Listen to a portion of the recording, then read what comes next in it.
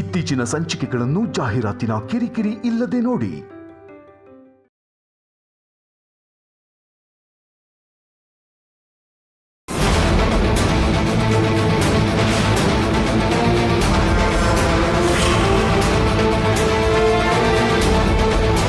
ಕ್ಷಮಿಸಿ ಅತ್ತೆ, ನೀವ್ ಯಾಕೆ ಹೀಗೆ ಮಾತಾಡ್ತಾ ಇದ್ದೀರಾ ಅಂತ ನಂಗೆ ಅರ್ಥ ಆಗ್ತಿದೆ.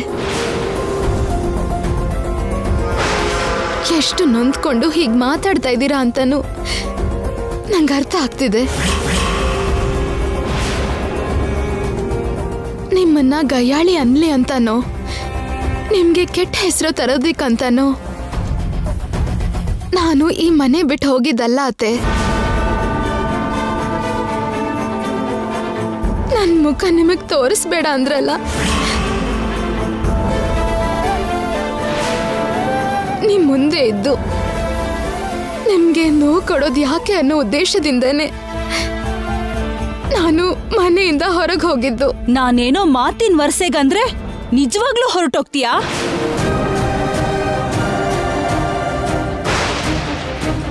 ಕೋಪದಲ್ಲಿ ನೋವಲ್ಲಿ ಏನೇನೋ ಮಾತಾಡ್ತೀವಿ, ಅದೆಲ್ಲ ನಿಜ ಆಗ್ಬಿಡತ್ತಾ?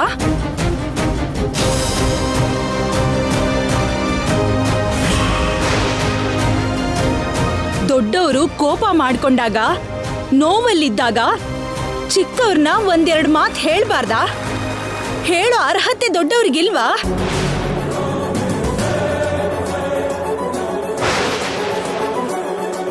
ಆ ಮಾತನ್ನ ಹಿಡ್ಕೊಂಡು ಇಷ್ಟು ದೊಡ್ಡ ರಾಧಾಂತ ಮಾಡ್ಬೇಕಾ?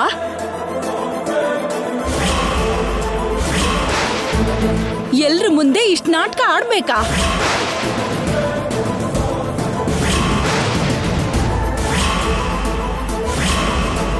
ಅಂದ್ರೆ ಅತ್ತೆ, ಅದು ನನ್ನ ಉದ್ದೇಶ ಗೊತ್ತು. ನಿನ್ ಉದ್ದೇಶ ನನಗ್ ಪೂರ್ತಿಯಾಗಿ ಗೊತ್ತು.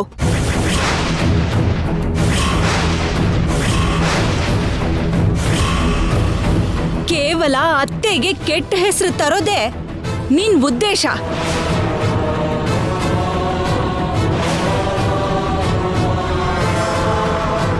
ಎಲ್ರ ಮುಂದೆ ನಿಮ್ಮ ಅತ್ತೆನ ದೋಷಿ ಅಂತ ತೋರ್ಸೋದೇ ನಿನ್ ಉದ್ದೇಶ.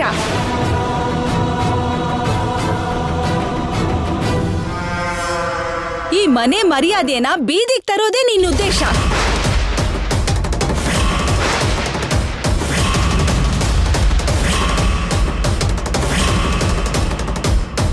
ಅದಕ್ಕೆ ನನ್ ಮಾತನ್ನ ಕಾಲ್ ಕಸ ಮಾಡ್ತಿದ್ಯಾ?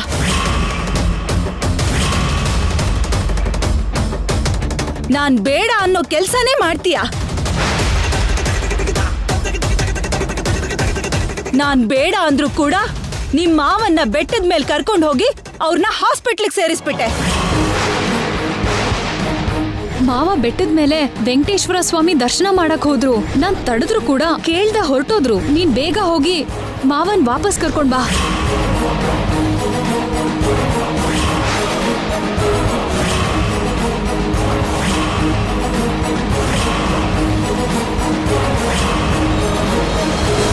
ನಾನು ಹಾಸ್ಪಿಟ್ಲಿಂದ ಮನೆಗ್ ಬರೋದ್ರಲ್ಲಿ ಮನೆ ಬಿಟ್ಟು ಹೋಗಿ ನಮ್ ಮನೆ ಮರ್ಯಾದೆನ ಬೀದಿಗೆ ತಂದೆ.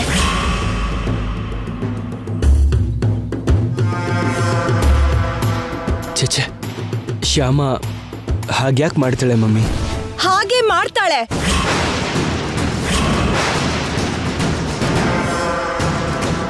ನಿನ್ ಹೆಂಡತಿ ಹಾಗೆ ಮಾಡ್ತಾಳೆ.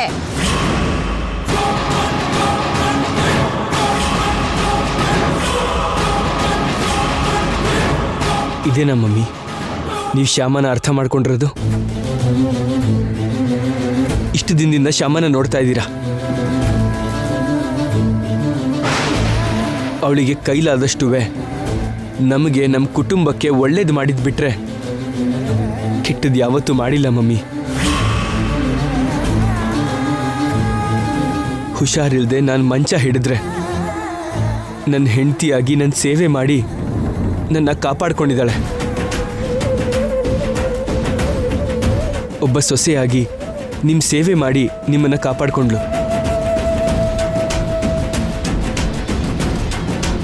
ಮನೆ ವಿಷಯದಲ್ಲೇ ಅಲ್ಲದೆ ಫ್ಯಾಕ್ಟ್ರಿ ವಿಷಯದಲ್ಲೂ ಕೂಡ ಅವಳು ಮಾಡೋಕ್ಕಾಗೋದನ್ನ ಮಾಡಿದಾಳೆ ಮಮ್ಮಿ.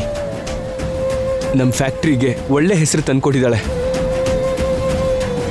ಅಮಾಯಿಕಳು ನಿರಪರಾಧಿಯಾಗಿರೋ ರತ್ನಮ್ಮನ್ಗೆ ಅವಳ ಜೊತೆಯಾಗಿ ನಿಂತು ನ್ಯಾಯನ ಗೆಲ್ಸಿದ್ದಕ್ಕೆ ನನ್ನ ಸೊಸೆ ನಿನಗೊಂದು ಸೆಲ್ಯೂಟ್.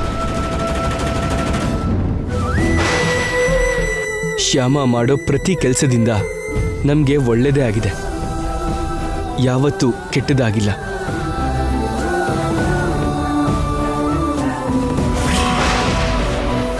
ಶ್ಯಾಮ ನಮ್ಮ ಮನೆ ಮರ್ಯಾದೆ ಹೆಚ್ಚು ಮಾಡಿದ್ದು ಬಿಟ್ರೆ ಅದಕ್ಕೆ ಧಕ್ಕೆ ಆಗೋ ಹಾಗೆ ಯಾವತ್ತೂ ನಡ್ಕೊಂಡಿಲ್ಲ.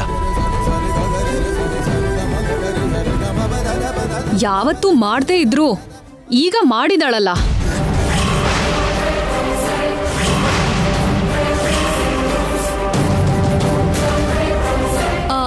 ಅಂತ ಅತ್ತೆ ಹೇಳ್ತಿದ್ದಾರೆ.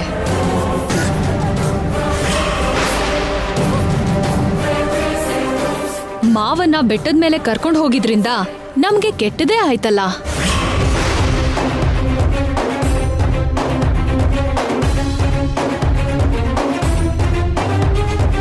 ಅಂತ ಅತ್ತೆ ಹೇಳ್ತಾ ಇರೋದು.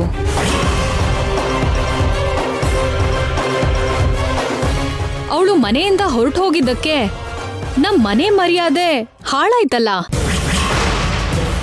ಹಾಗಂತ ಕೂಡ ಅತ್ತೆನೇ ಹೇಳಿದ್ದು.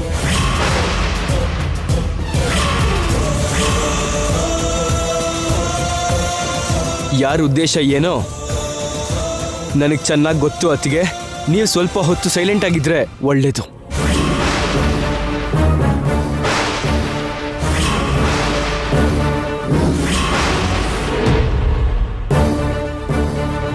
ನಿನ್ ಹೆಂಡತಿ ತಪ್ಪು ಮಾಡಿದ್ರೆ ನೀನು ನಿಮ್ಮ ಅತ್ತಿಗೆ ಮೇಲೆ ಕೂಗಾಡ್ತೀಯಾ?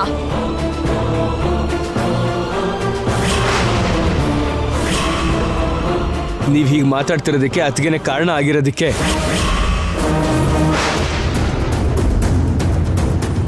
ಅವರಿಗೆ ಮಾತಾಡಬೇಡಿ ಅಂದಿದ್ದು.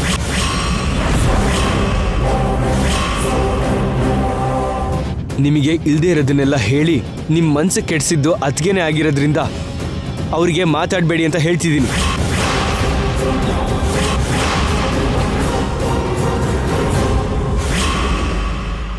ನೋಡಿದ್ರ ಅತ್ತೆ, ನೋಡಿದ್ರ ನನ್ ಜೊತೆ ಹೇಗ್ ಮಾತಾಡ್ತಿದ್ದಾನೆ ನೋಡಿದ್ರ?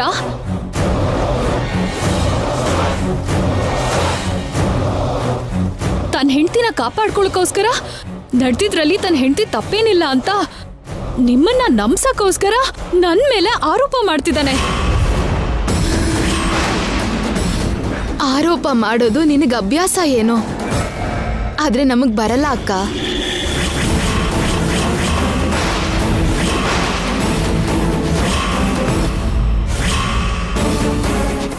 ಮೋಸ ಕುತಂತ್ರ ಮಾಡೋಕೆ ನಿನಗ್ ಬರ್ಬೋದು, ಆದ್ರೆ ನಮಗ್ ಬರಲ್ಲ ಅಕ್ಕ.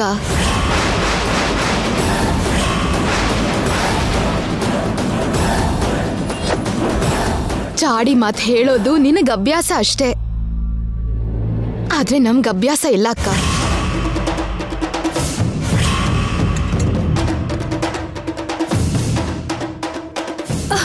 ಏನತ್ತೆ, ನನಗಷ್ಟು ಮಾತಾಡಿದ್ರು ಕೂಡ ಹೀಗ್ ನೋಡ್ತಾ ಸುಮ್ನಿದಿರಲ್ಲ. ಸುಮ್ನಿರ್ತಾರೆ, ನೋಡ್ತಾ ಹೀಗೆ ಸುಮ್ನಿರ್ತಾರೆ.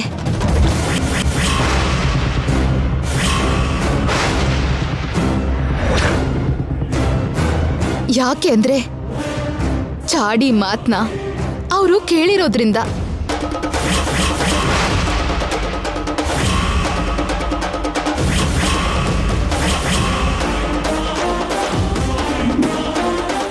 ಕೇಳಿ ಚಾಡಿ ಮಾತ್ನ ನಿಜ ಅನ್ಕೊಂಡಿರೋದ್ರಿಂದ.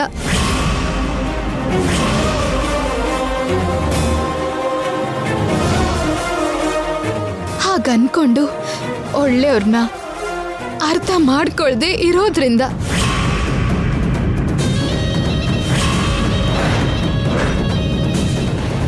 ಅತ್ತೆ, ಇಲ್ಲಿವರೆಗೂ ಯಾವತ್ತೂ ನಾನು ನಿಮ್ಗೆ ಈ ವಿಷಯ ಹೇಳಿಲ್ಲ. ಮೊದಲನೇ ಸಲ ಹೇಳ್ತೀನಿ. ಇಲ್ಲಿವರೆಗೂ ನಮ್ಮ ಮನೇಲಿ ನಡೆದಿರೋ ಎಲ್ಲ ಗಲಾಟೆಗಳಿಗೂ ಕಾರಣ ಐಶ್ವರ್ಯ ಅಕ್ಕ.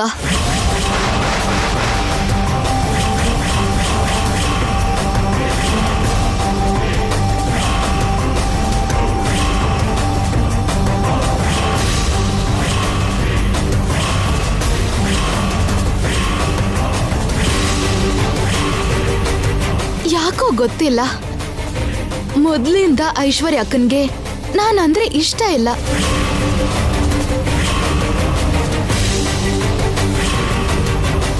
ಪ್ರತಿ ವಿಷಯದಲ್ಲೂ ನನ್ ಮೇಲೆ ಕೋಪ ಮಾಡ್ಕೋತಾರೆ.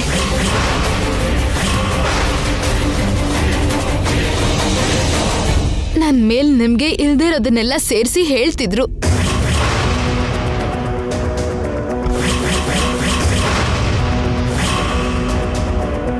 ಮಾಡಿರೋ ತಪ್ಪನ್ನ ನನ್ ಮೇಲೆ ಹಾಕಿ ನನ್ನ ಅಪರಾಧಿ ಮಾಡಕ್ ನೋಡ್ತಿದ್ರು.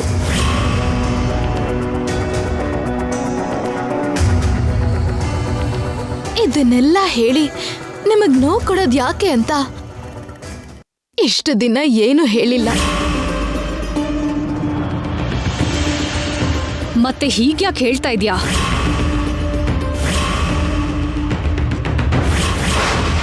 ಈಗ ಅತ್ತೆಗೆ ನೋವಾದ್ರೂ ಪರವಾಗಿಲ್ಲ ಅಂತ ಅನ್ಕೋತಿದ್ಯಾ?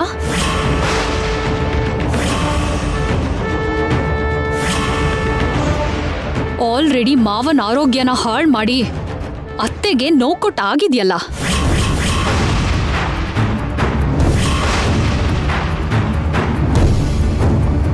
ಮತ್ತೆ ಆಲ್ರೆಡಿ ಮನೆಯಿಂದ ಹೊರಟು ಹೋಗಿ ಅತ್ತೆಗೆ ನೋವು ಕೊಟ್ಟು ಆಗಿದ್ಯಲ್ಲ.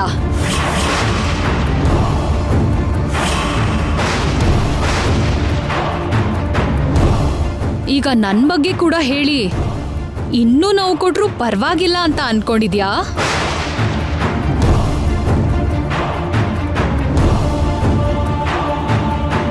ಅದಕ್ಕೆ ಈಗ ನನ್ ಬಗ್ಗೆ ಅತ್ತೆಗೆ ಹೇಳ್ತಾ ಇದ್ಯಾ?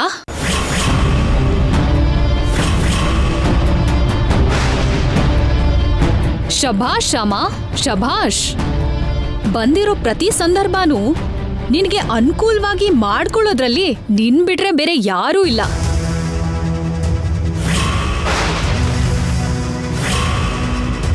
ಅತ್ತೆ, ಈಗಾದ್ರೂ ನಿಮ್ಗೆ ಅರ್ಥ ಆಯ್ತು ಅಂತ ಅನ್ಕೊಂಡಿದೀನಿ ಅವಳ ಮನಸ್ಥಿತಿ ಏನು ಅಂತ.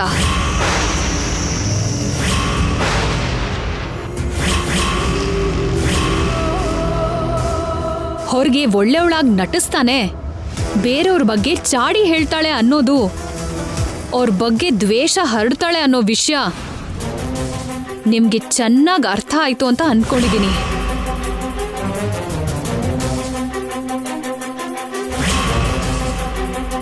ಅವಳು ಒಳ್ಳೆಯವಳು ಅನ್ಸ್ಕೊಳಕ್ಕೋಸ್ಕರ ಎದುರುಗಡೆ ಇರೋರ್ಗೆ ಎಷ್ಟು ಕೆಟ್ಟದ್ ಬೇಕಾದ್ರೂ ಮಾಡ್ತಾಳೆ ಅನ್ನೋ ವಿಷಯ, ಎದುರಿರೋರನ್ನ ಎಷ್ಟು ಕೆಟ್ಟವ್ರನ್ನಾಗಾದ್ರೂ ಮಾಡಕ್ ಸಿದ್ಧ ಆಗ್ತಾಳೆ ಅನ್ನೋ ವಿಷಯ ನಿಮಗೆ ಅರ್ಥ ಆಯ್ತು ಅಂತ ಅನ್ಕೊಂಡಿದೀನಿ ಅತ್ತೆ.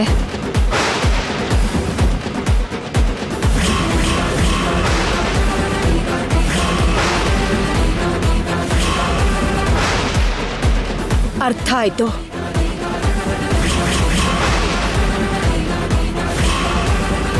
ಈಗ ಎಲ್ಲ ಅರ್ಥ ಆಗಿದೆ.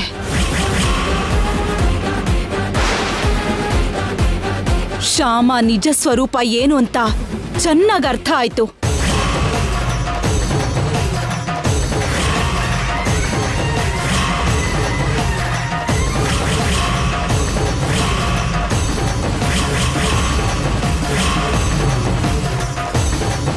ಅತ್ತೆ, ದಯವಿಟ್ಟು ಐಶ್ವರ್ಯ ಅಕ್ಕ ಹೇಳೋ ಮಾತು ನಂಬೇಡಿ. ಚಾಡಿ ಮಾತು ಕೇಳೋದ್ರಿಂದ ಎಷ್ಟು ಗಲಾಟೆ ಆಗುತ್ತೋ ಅಂತ ನಿಮ್ಗೆ ಗೊತ್ತಿಲ್ಲದೆ ಇರ್ಬೋದು. ಚಾಡಿ ಮಾತು ಕೇಳೋದ್ರಿಂದ ಎಷ್ಟು ಅನರ್ಥ ಆಗತ್ತೆ ಅಂತ ನಿಮಗೆ ಗೊತ್ತಿರೋದೆ.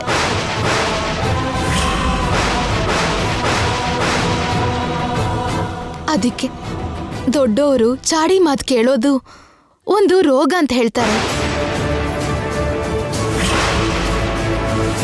ಚಾಡಿ ಮಾತು ಕೇಳೋ ರೋಗಕ್ಕೆ ಮದ್ದಿಲ್ಲ ಅಂತಾರೆ.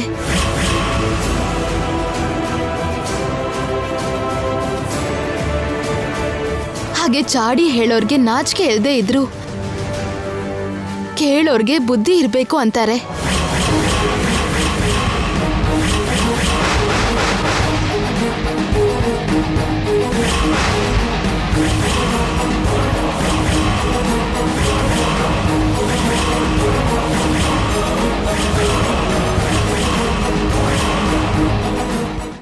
ಅಂದ್ರೆ ಅಂದ್ರೆ ಅತ್ತೆಗೆ ಬುದ್ಧಿ ಇಲ್ಲ ಅಂತಿದ್ಯಾ?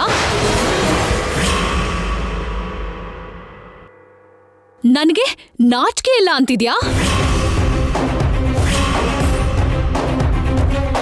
ನನಗೆ ನಾಚಿಕೆ ಇಲ್ಲ ಅಂದ್ರೂ ಪರವಾಗಿಲ್ಲ, ಅತ್ತೆಗೆ ಬುದ್ಧಿ ಇಲ್ಲ ಅಂದ್ರೆ ನಾನ್ ಸುಮ್ನೆ ಇರಲ್ಲ.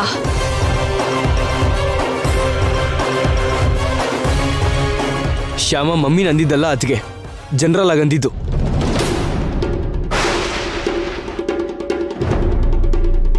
ದೊಡ್ಡವ್ರು ಹೀಗಂತಾರೆ ಅಂತ ಹೇಳಿದೆ ಹೊರತು ಮಮ್ಮಿಗೆ ಅಂತ ಏನು ಹೇಳಿಲ್ವಲ್ಲ. ಅಂದ್ರೇನು, ಹೆಂಡ್ತಿನ ವಹಿಸ್ಕೊಂಡ್ ಬರ್ತಾ ಇದ್ಯಾ?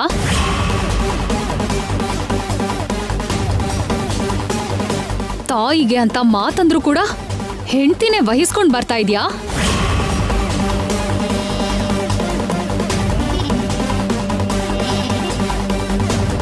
ಅವಳನ್ನ ಇಷ್ಟು ವಹಿಸ್ಕೊಂಡ್ ಬರ್ತಿದ್ಯಾ ಅಂದ್ರೆ ನಿನ್ ಹೆಂಡ್ತಿ ಅಂದಿದ್ದು ಕರೆಕ್ಟೇ ಅಂತಲ್ವಾ? ನನ್ಗೆ ನಾಚಿಕೆ ಇಲ್ಲ ಅನ್ನೋದು ಕರೆಕ್ಟೇ ಅಂತಲ್ವಾ? ಅತ್ತೆಗೆ ಬುದ್ಧಿ ಇಲ್ಲ ಅಂತ ಅಂದಿದ್ದು ಕೂಡ ಕರೆಕ್ಟೇ ಅಲ್ವಾ?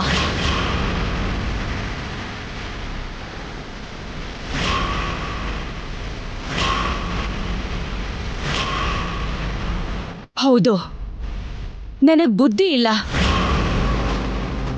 ನನಗೆ ಬುದ್ಧಿ ಇಲ್ಲದೆ ಇರೋದ್ರಿಂದಲೇ ಇಂಥ ಬುದ್ಧಿ ಇಲ್ದಿರೋ ಮಗನ ಹೆತ್ತಿದ್ದೀನಿ.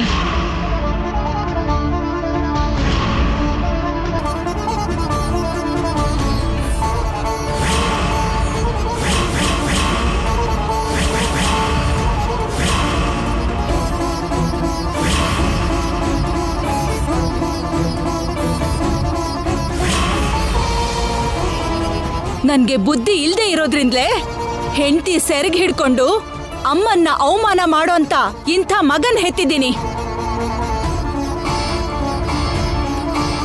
ನನಗೆ ಬುದ್ಧಿ ಮಾತ್ರ ಅಲ್ಲ, ನಾಚಿಕೆ ಕೂಡ ಇಲ್ಲ. ನನಗೆ ನಾಚಿಕೆ ಇಲ್ದೇ ಇರೋದಕ್ಕೆ ಶ್ಯಾಮ ಅಂತ ಹುಡುಗಿನ ಸೊಸೆಯಾಗಿ ಒಪ್ಕೊಂಡಿದ್ದೀನಿ.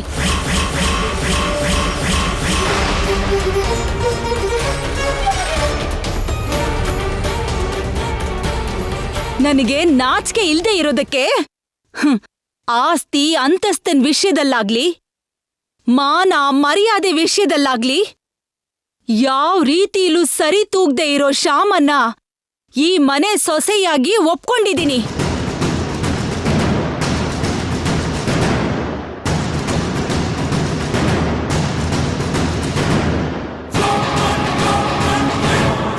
ನನಗೆ ನಾಚಿಕೆ ಬುದ್ಧಿ ಇಲ್ದೇ ಇರೋದಕ್ಕೆ ಈ ಮನೆಗೆ ಕೆಲಸದವಳಾಗಿ ಕೂಡ ಕೆಲ್ಸಕ್ ಬರ್ದವಳನ್ನ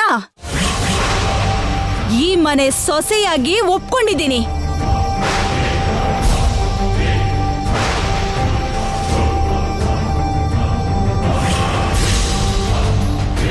ಮಮ್ಮಿ ಬೇಡ, ದಯವಿಟ್ಟು ಹೀಗೆ ಮಾತಾಡಬೇಡಿ. ದಯವಿಟ್ಟು ಶ್ಯಾಮ ಬಗ್ಗೆ ಕೀಳಾಗಿ ಮಾತಾಡಬೇಡಿ. ಈ ಮನೆ ಸೊಸೆಗೆ ಅವಮಾನ ಮಾಡಿ ನೀವೇ ಈ ಮನೆ ಮರ್ಯಾದೆ ತೆಗಿಬೇಡಿ. ಏನು, ನಿನ್ ಹೆಂಡ್ತಿನ ಅಂದಿದ್ದಕ್ಕೆ ನೀನು ಕೋಪ ಬರ್ತಿದ್ಯಾ?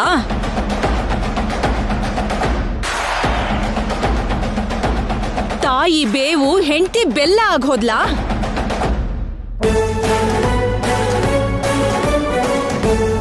ತಾಯಿಗಿಂತ ನಿನಗೆ ಹೆಂಡ್ತಿನೇ ಹೆಚ್ಚಾಗಿ ಹೋಗ್ಬಿಟ್ಲಾ?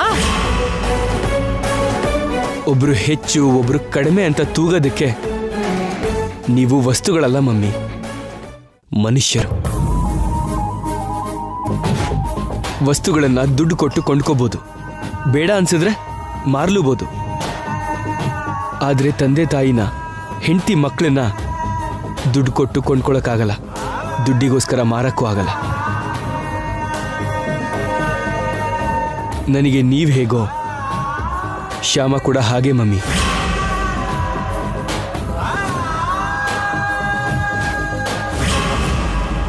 ನನಗೆ ನಿಮ್ಮ ವಿಷಯದಲ್ಲಿ ಎಷ್ಟು ಜವಾಬ್ದಾರಿ ಇದೆಯೋ ಶ್ಯಾಮ ವಿಷಯದಲ್ಲೂ ಕೂಡ ಅಷ್ಟೇ ಜವಾಬ್ದಾರಿ ಇದೆ.